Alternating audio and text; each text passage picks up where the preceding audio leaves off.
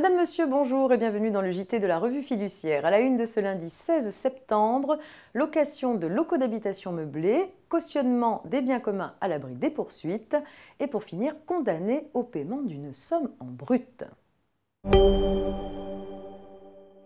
Et il est question de location de locaux d'habitation meublés dans l'affaire qui ouvre ce JT.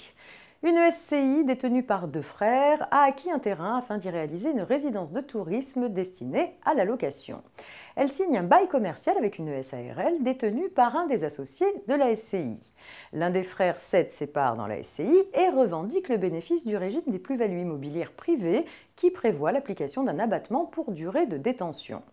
L'administration fiscale refuse. Elle considère que la plus-value réalisée doit être taxée selon le régime des plus-values professionnelles.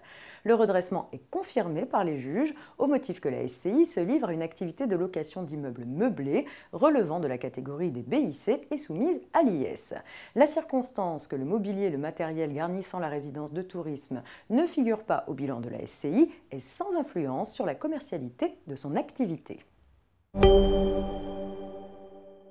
On poursuit avec une petite histoire de cautionnement.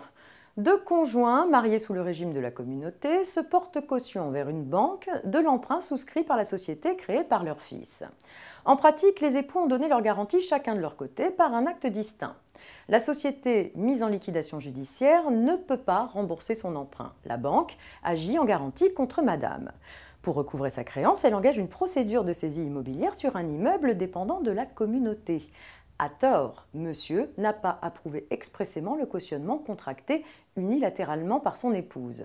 Le fait qu'il se soit aussi porté caution de son côté ne suffit pas pour prouver qu'il a donné cet accord. Or, dans ce cas, madame n'a engagé que ses biens propres et ses revenus.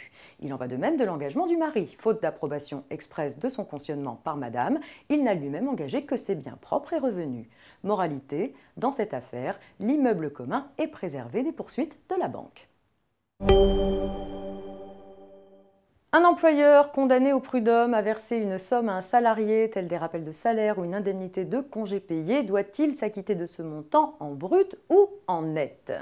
Pour la Cour de cassation, lorsque la décision ne se prononce pas sur l'imputation des cotisations et des contributions sociales, le montant indiqué dans la décision de justice se lit en brut avant déduction des cotisations salariales. La haute instance confirme ici, sous forme d'arrêt de principe, l'interprétation qu'elle avait déjà adoptée dans le passé. C'est la fin de ce JT, très bon début de semaine à tous et on se retrouve demain.